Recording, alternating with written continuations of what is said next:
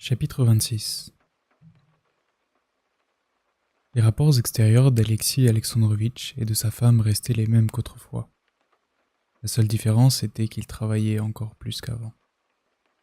Comme les années précédentes, il partit dès le printemps à l'étranger pour rétablir aux os sa santé ébranlée chaque année par le travail de l'hiver. Il revint en juillet et reprit aussitôt son travail avec une énergie accrue. Sa femme alla s'installer comme d'ordinaire à la campagne, tandis qu'il restait à Pétersbourg. Depuis la conversation qu'ils avaient eue en revenant de la soirée de la princesse Tverskoï, il n'avait jamais parlé à Anna de ses soupçons et de sa jalousie, et son ton habituel de persiflage lui fut extrêmement commode dans ses rapports actuels avec sa femme.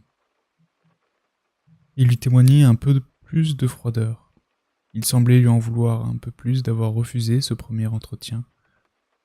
Dans son attitude envers elle, il y avait une nuance de dépit, mais pas davantage. « Tu n'as pas voulu que nous nous expliquions » semblait-il lui dire, s'adressant à elle en pensée. « Tant pis pour toi. Maintenant, c'est toi qui m'en prieras et c'est moi qui refuserai.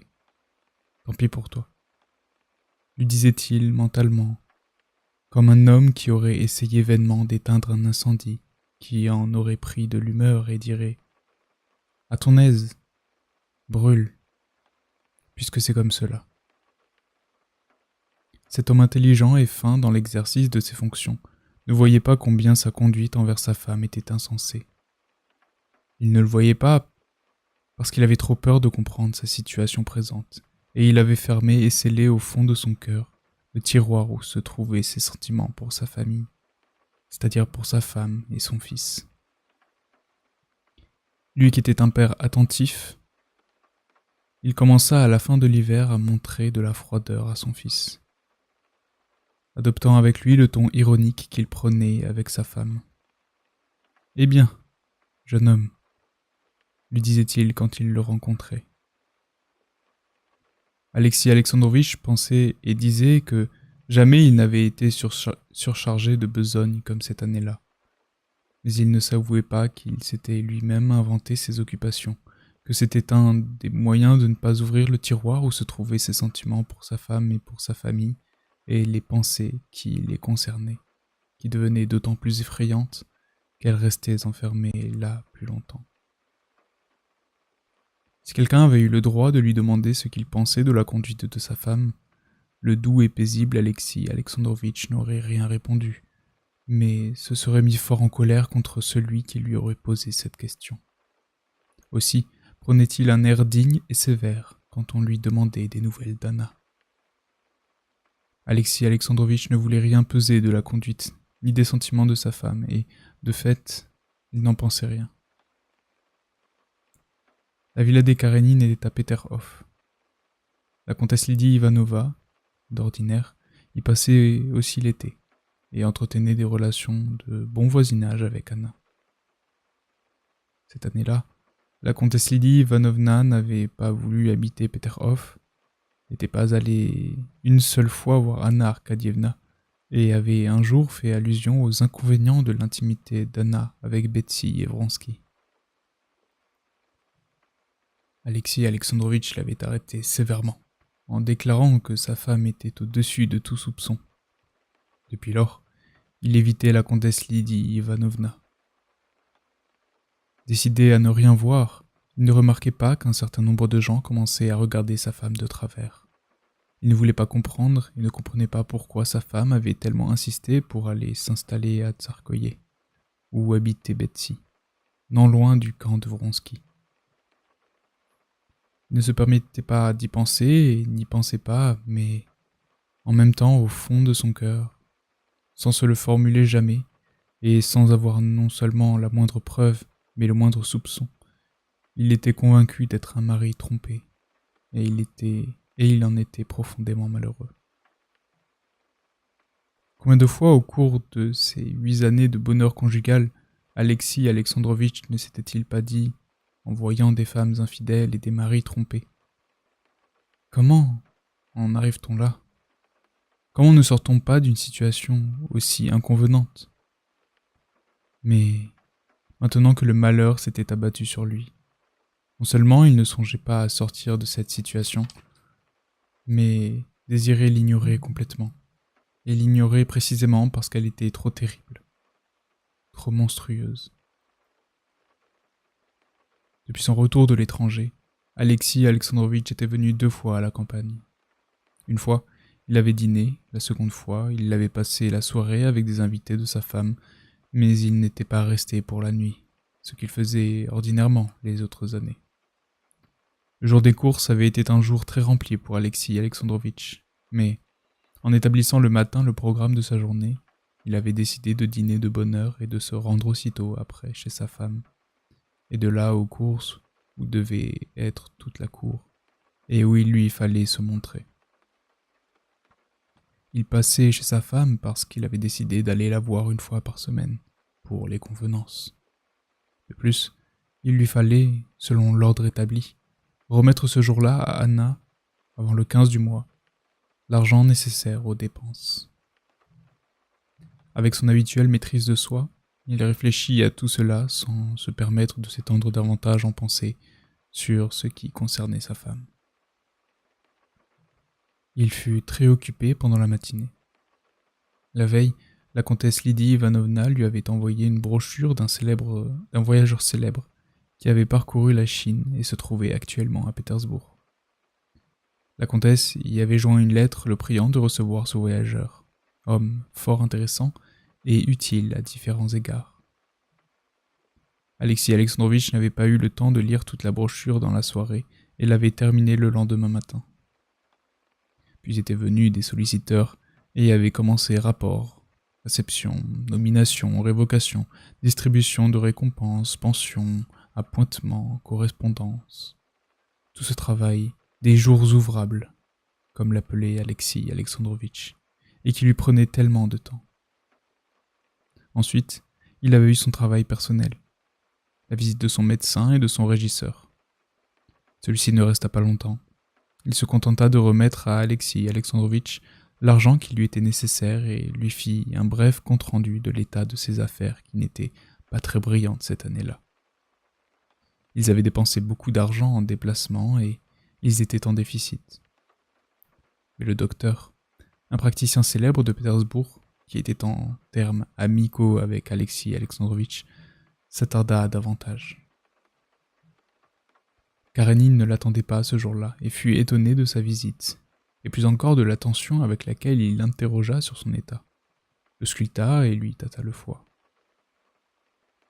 Alexis Alexandrovitch ignorait que son amie, Lydie Ivanovna, ayant remarqué que la santé de Karénine laissait à désirer, avait demandé au docteur d'aller examiner le malade. « Faites cela pour moi », lui avait dit la comtesse Lydie Ivanovna. « Je le ferai pour la Russie, comtesse », avait répondu le docteur. « Incomparable ami », lui avait dit la comtesse. Le docteur fut très mécontent de son examen. Il trouva le foie gonflé, l'alimentation insuffisante et l'effet des eaux nul. Il lui prescrivit le plus de dépenses physiques et le moins de tension intellectuelle possible, et surtout, aucune contrariété. Autrement dit, ce qui était aussi impossible à Alexis Alexandrovitch que de ne pas respirer. Et il partit, laissant à son patient l'impression pénible qu'il avait en lui quelque chose de malsain auquel on ne pouvait porter remède. En sortant de chez Alexis Alexandrovitch, le docteur rencontra sur le perron le chef de cabinet de Karénine, Slioudine, qu'il connaissait bien. Ils avaient été camarades d'université et, quoiqu'ils se vissent rarement, ils s'estimaient réciproquement et étaient bons amis. Et le docteur n'aurait parlé aussi franchement de son malade à personne d'autre. « Comme je suis content que vous l'ayez vu, » dit Slioudine. « Il ne va pas bien. Et il me semble... Qu'en pensez-vous » ? « Eh bien, » fit le docteur en faisant par-dessus la tête de Slioudine signe à son cocher d'avancer. « Eh bien, voici, dit-il. en prenant entre ses mains blanches le doigt d'un des gants glacés et en l'étirant. Si vous essayez de rompre une corde sans la tendre, c'est très difficile. Mais si vous la tendez à l'extrême limite, il vous suffira de poser un doigt dessus pour qu'elle se rompe. Lui, avec son assiduité et sa conscience dans le travail, il est tendu jusqu'à l'extrême limite. Et il y a une pression du dehors très forte, conclut-il en haussant les sourcils d'un air important. Vous allez aux courses, ajouta-t-il en descendant vers la voiture avancée. Oui, oui, bien sûr, cela prendra beaucoup de temps, répondit-il à quelque chose que lui avait dit Sludin et qu'il n'avait pas bien entendu. Après le docteur, qui lui avait pris tant de temps, se présenta le célèbre voyageur. Et Alexis Alexandrovitch, utilisant la brochure qu'il venait de lire et ses notions antérieures, frappa son visiteur par la profondeur de ses connaissances et la largeur de ses vues. On lui avait annoncé en même temps que le voyageur, le maréchal de la noblesse de la province, de passage à Pétersbourg, à qui il avait besoin de parler. Après son départ, il fallut expédier les affaires courantes avec son chef de cabinet et aller encore voir un personnage important pour une affaire sérieuse. Alexis Alexandrovitch eut tout juste le temps de rentrer pour dîner avec son chef de cabinet, qui l'invita à l'accompagner à sa villa et aux courses. Sans s'en rendre compte, Alexis Alexandrovitch cherchait toujours maintenant à mêler un tiers à ses entrevues avec sa femme.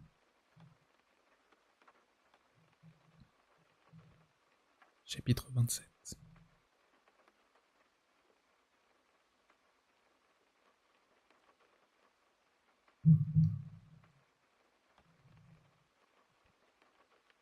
Anna était en haut, debout, devant son miroir.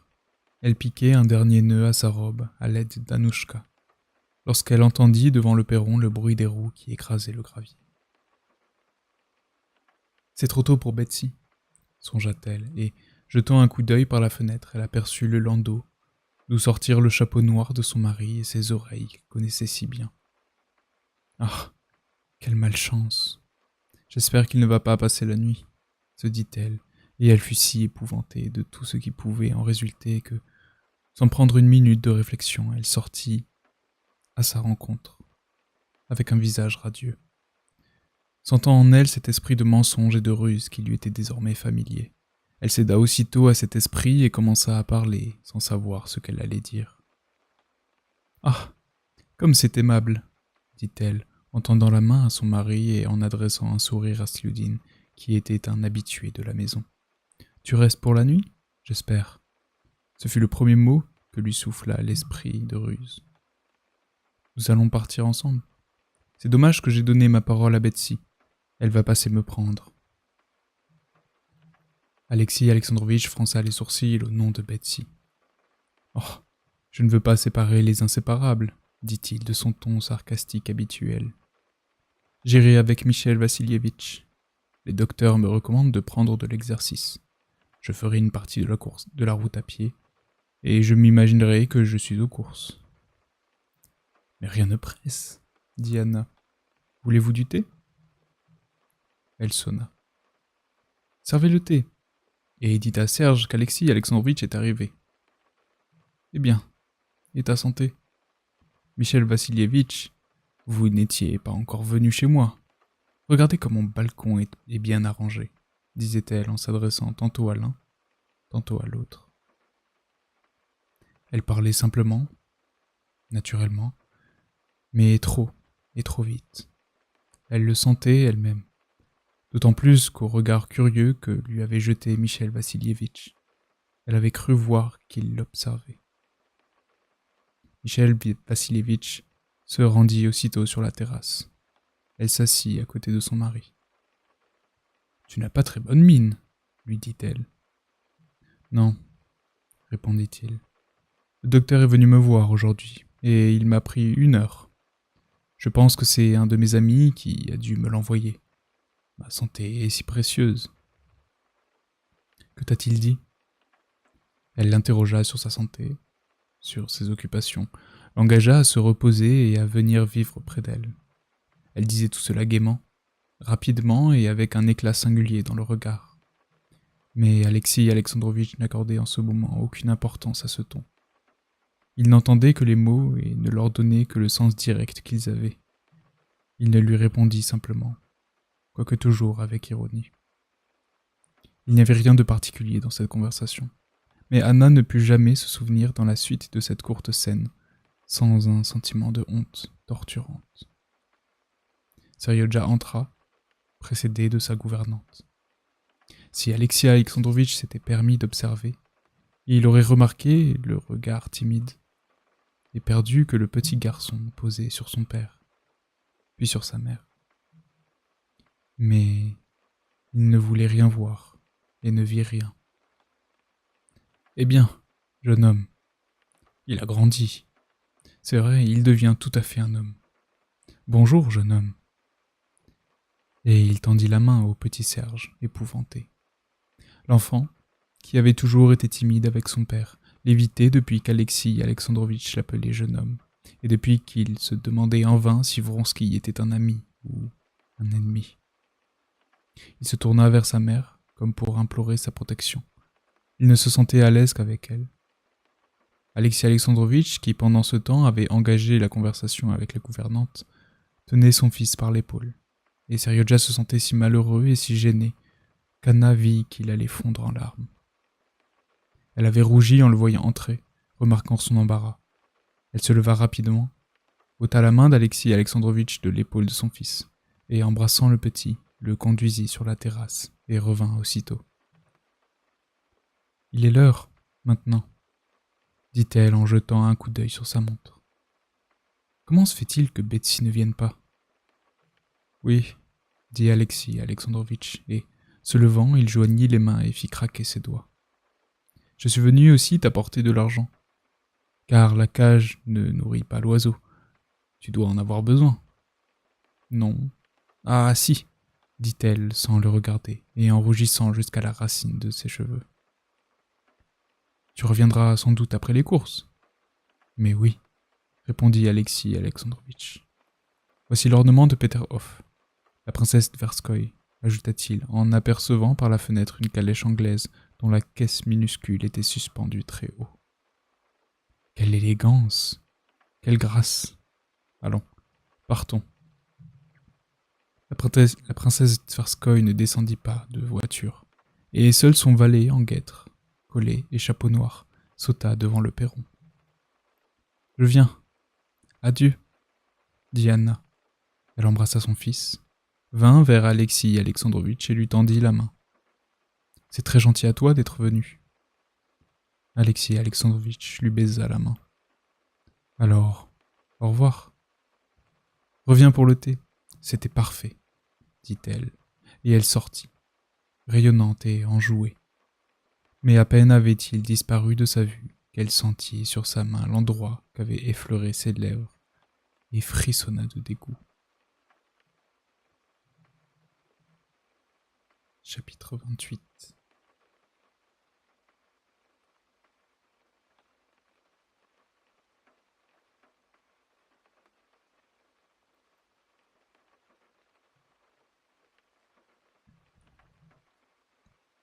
Lorsqu'Alexis Alexandrovitch arriva aux courses, Anna était déjà assise à côté de Betsy dans la tribune où s'était rassemblée toute la haute société. Elle aperçut son mari de loin.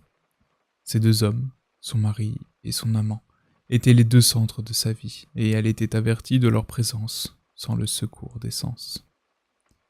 Elle sentit de loin l'approche de son mari et le suivit involontairement des yeux dans la foule où il avançait. Elle le vit s'approcher de la tribune, tantôt répondant avec condescendance à un salut empressé, tantôt serrant amicalement, distraitement la main de ses égaux, tantôt guettant les regards des puissants de ce monde, et ôtant son grand chapeau rond qui serrait l'extrémité de ses oreilles. Elle connaissait tous ses procédés, et tous, ils lui répugnaient. L'ambition, le désir de réussir, voilà tout ce qu'il y a dans son âme, songeait-elle. Les hautes considérations, l'amour de l'instruction, la religion, tout cela n'est qu'un moyen de parvenir au but. Au regard qu'il jetait sur la tribune des dames, il regardait juste dans sa direction, mais il ne distinguait pas sa femme dans ces flots de mousseline, de rubans, de plumes d'ombrelles et de fleurs. Elle comprit qu'il la cherchait, mais elle fit semblant de ne pas l'apercevoir. « Alexis Alexandrovitch !» lui cria la princesse Betsy. « Vous ne voyez pas votre femme ? La voici !» Il sourit de son froid sourire. « Tout ici a tant d'éclat qu'on en est ébloui, » dit-il, et il vint vers la tribune. Il sourit à Anna comme doit sourire un mari qui rencontre sa femme qu'il vient de quitter, et salua la princesse et les autres personnes de sa connaissance en donnant à chacun son dû, en plaisantant avec les femmes et en échangeant des politesses avec les hommes. Au pied de la tribune se tenait un général aide-de-camp célèbre par son esprit et sa culture, et estimé d'Alexis Alexandrovitch. Karénine engagea la conversation avec lui. On était entre deux courses, et rien ne gênait leur entretien. Le général aide-de-camp critiquait ce sport. Alexis Alexandrovitch ripostait en le défendant. Anna entendait sa voix fluette et monotone et ne perdait pas une parole de son mari.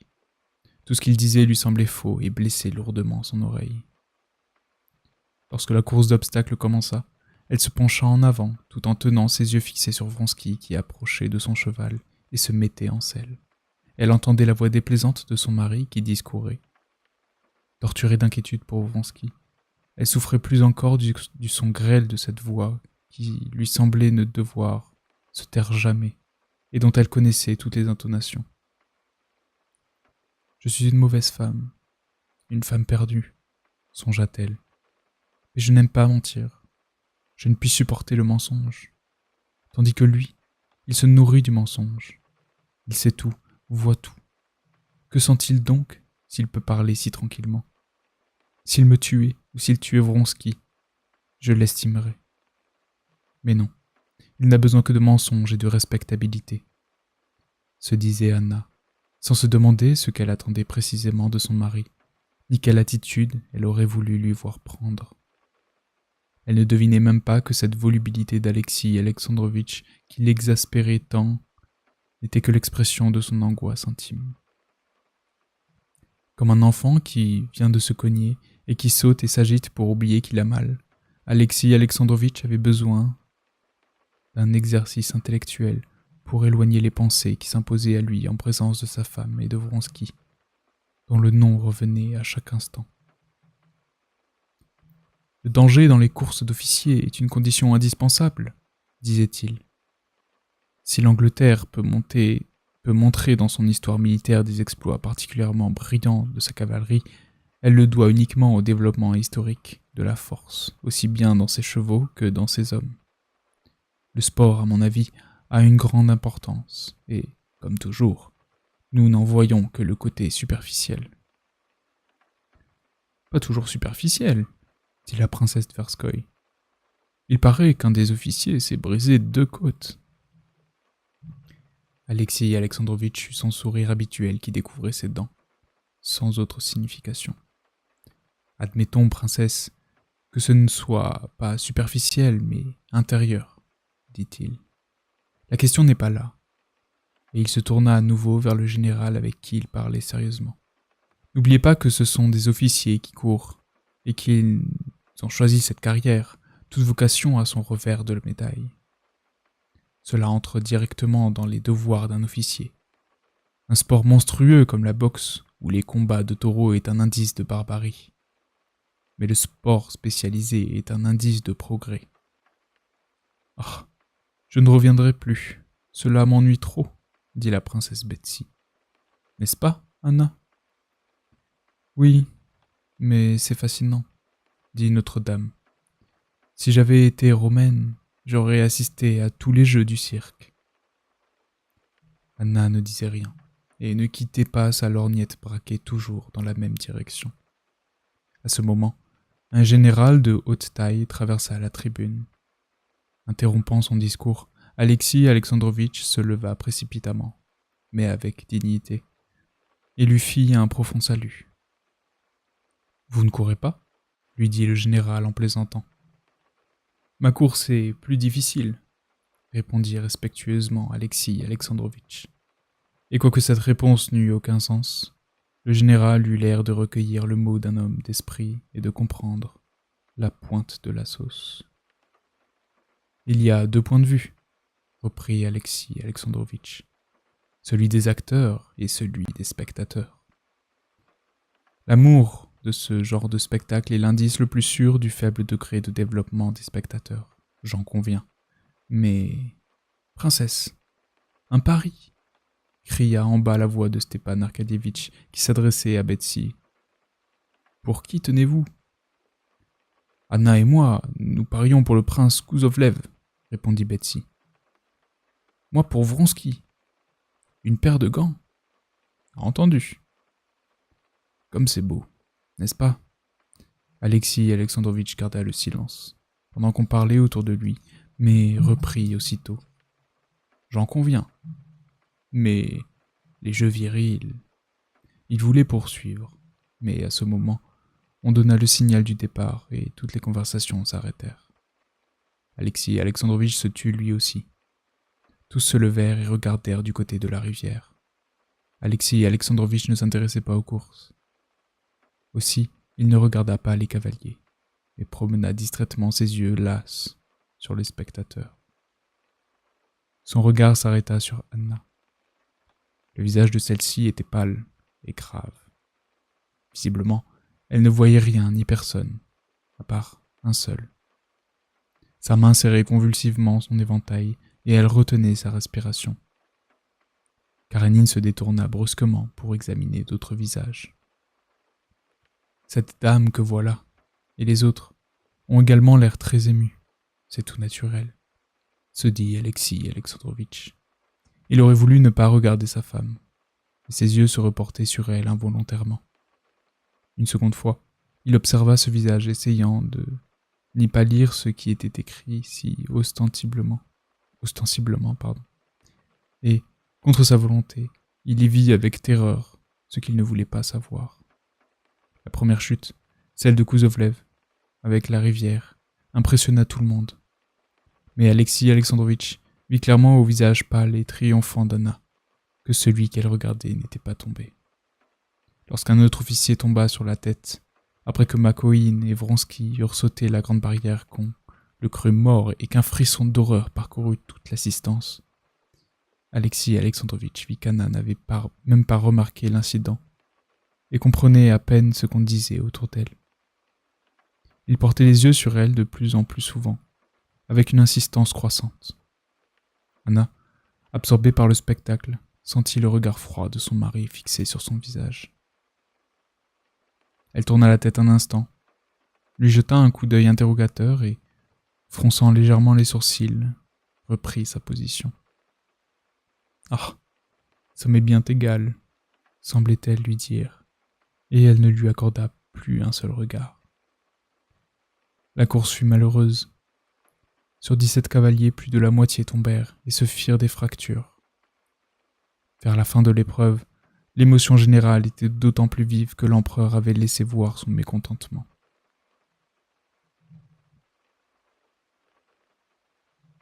Chapitre 29.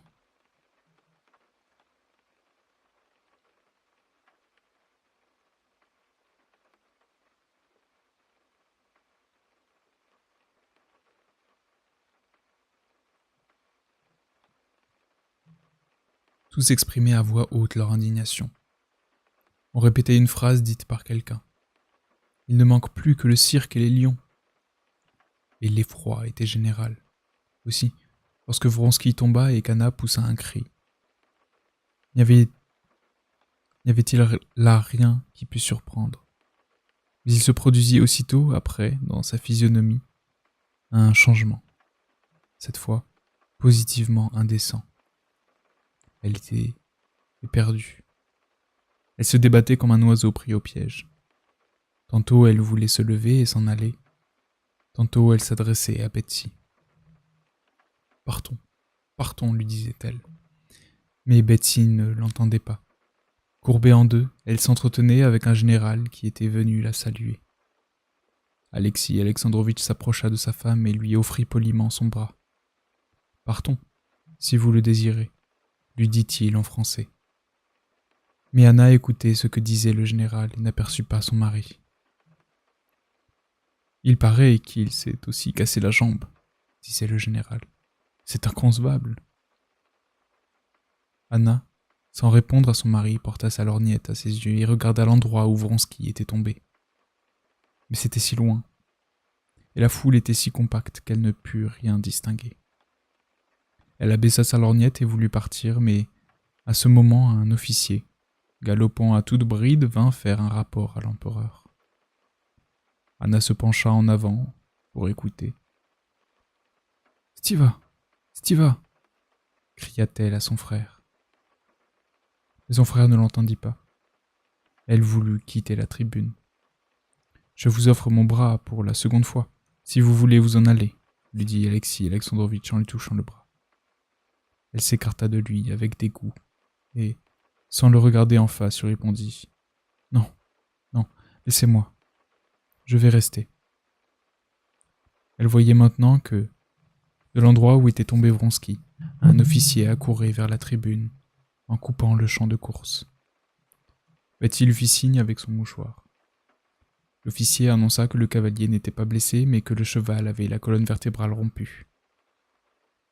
À cette nouvelle, Anna s'assit rapidement et cacha son visage derrière son éventail. Alexis Alexandrovitch vit qu'elle pleurait et qu'elle ne pouvait réprimer des sanglots qui soulevaient sa poitrine. Il se plaça devant elle pour la cacher et lui donner le temps de se remettre. Pour la troisième fois, « Je vous offre mon bras, » lui dit-il au bout d'un moment. Anna le regarda et ne sut que dire. Betsy vint à son secours. « Non, Alexis Alexandrovitch, c'est moi qui ai amené Anna et j'ai promis de la raccompagner, » intervint-elle. « Pardonnez-moi, princesse, » répondit-il en souriant poliment, mais en la regardant avec fermeté. « Je vois qu'Anna est souffrante et je désire revenir avec elle. » Anna se retourna d'un air effrayé, se leva docilement et prit le bras de son mari. « J'enverrai prendre de ses nouvelles, et je vous ferai tenir au courant, » lui murmura Betsy. En quittant la tribune, Alexis Alexandrovitch s'entretint avec ceux qu'il croisait, comme si de rien n'était, et Anna dut, comme si de rien n'était, répondre et parler, mais elle n'avait pas sa présence d'esprit et marchait comme en rêve. Son bras passait sous celui de son mari. Est-il blessé ou non? Est-ce vrai? Viendra-t-il? Le verrai-je aujourd'hui? Songeait-elle. Elle garda le silence tandis qu'il montait dans le landau d'Alexis Alexandrovitch et sortait de la foule des équipages. Malgré tout ce qu'il avait vu, Alexis Alexandrovitch ne se permettait pas de penser à la situation présente de sa femme. Il n'en voyait que les signes extérieurs. Il voyait qu'elle s'était conduite de façon indécente et jugeait de son devoir de l'en avertir. Mais il lui était très difficile de ne pas en dire davantage et de s'en tenir là. Il ouvrit la bouche pour lui faire observer qu'elle s'était mal conduite, mais, malgré lui, il dit tout autre chose. « Comme nous sommes tous portés vers ces spectacles cruels, » dit-il, « je remarque... » « Comment ? Je ne comprends pas, » lui dit Anna d'un ton méprisant. « Je dois vous dire, » fit-il. « Voilà l'explication, » songea-t-elle, et elle fut saisie d'effroi. « Je dois vous dire que votre conduite d'aujourd'hui a été peu convenable, » lui dit-il en français. « En quoi ? » répliqua-t-elle à voix haute, en tournant vivement la tête vers lui et en regardant droit dans ses yeux. Cette fois, sans cet enjouement qui lui permettait de dissimuler, mais d'un air décidé qui cachait mal la frayeur qu'elle éprouvait. « Faites attention, » lui dit-il en montrant la glace baissée derrière le cocher. Il se souleva et remonta la vitre. « Qu'avez-vous trouvé inconvenant ?» répéta-t-elle. « Le désespoir que vous n'avez pas su cacher quand l'un des cavaliers est tombé. » Il attendait ce qu'elle répliquerait, mais elle regardait devant elle, sans mot dire. Je vous ai déjà demandé de vous tenir dans le monde de façon que même les méchantes langues ne trouvent rien à dire contre vous. Il fut un temps où je parlais de dispositions intérieures, je n'en parle plus. Maintenant, je parle de rapports extérieurs. Vous vous êtes comporté de façon indécente, et je désirerais que cela ne se reproduise point. Elle n'entendait pas la moitié de ce qu'il lui disait. Il lui faisait peur, et elle se demandait s'il était vrai que Vronsky ne fût pas blessé. Était-ce bien à son cheval qu'on avait dit qu'il était sain et sauf, mais que son cheval... Était bien à son sujet, qu'on avait dit qu'il était sain et sauf, mais que son cheval s'était brisé la colonne. Ce fut seulement par fierté qu'elle sourit d'un air ironique, sans répondre, lorsque son mari eut terminé. Elle n'avait pas entendu ce qu'il lui avait dit. Alexis Alexandrovitch avait commencé hardiment, mais lorsqu'il avait compris clairement ce de quoi il parlait, la terreur qu'elle ressentait s'était communiquée à lui. Il vit ce sourire et fut victime d'une étrange méprise. Elle sourit de mes soupçons. Oui, elle va me répéter ce qu'elle m'a dit la dernière fois, que mes soupçons sont sans fondement, que c'est ridicule. Maintenant qu'il risquait d'être placé devant le fait accompli, il ne désirait rien tant que de la voir, comme par le passé, répondre d'un ton moqueur que ses soupçons étaient ridicules et sans fondement. Ce qu'il savait était si terrible qu'en ce moment il était prêt à tout croire. Et l'expression craintive et sombre du visage d'Anna ne lui promettait même plus le mensonge. « Peut-être que je me trompe, dit-il. Dans ce cas, je vous prie de me pardonner. »« Non. Vous ne vous êtes pas trompé, dit-elle, lentement, en jetant un regard farouche sur son visage froid. Vous ne vous êtes pas trompé. J'étais désespéré et je ne puis pas ne pas l'être. Je vous écoute et je pense à lui. Je l'aime. Je suis sa maîtresse. Je ne puis vous souffrir. Vous me faites peur. Je vous hais. Faites de moi ce que vous voudrez. Et, se rejetant dans le coin de la voiture, elle éclata en sanglots et se couvrit le visage de ses mains. Alexis Alexandrovitch ne cilla pas, ne détourna pas les yeux, mais tout son visage prit soudain une rigidité solennelle de cadavre, et son expression resta identique pendant le reste du parcours. Comme ils approchaient de leur villa, il tourna vers elle son visage qui gardait toujours la même expression. « Bien. Mais j'exige l'observation extérieure des convenances jusqu'à ce que... » Sa voix se mit à trembler. « Je prenne des mesures sauvegardant mon honneur. Mesures qui vous seront communiquées. » Il sortit le premier et l'aida à descendre de voiture. En présence des domestiques, il lui serra la main, remonta dans son landau et retourna à Pétersbourg. À peine était-il parti qu'un domestique de la princesse Betsy apporta un billet à Anna. « J'ai fait demander des nouvelles d'Alexis. Il m'écrit qu'il est sain et sauf, mais qu'il est au désespoir. Ainsi, il va venir, songea-t-elle, comme j'ai bien fait de tout lui dire. » Elle regarda sa montre. Il est resté encore 3 heures, et le souvenir des détails de leur dernière entrevue l'embrasa. Mon Dieu, comme il fait clair. C'est terrible, mais j'aime voir son visage. Et j'aime cette lumière fantastique. Mon mari. Ah oui. Dieu merci, j'en ai fini avec lui.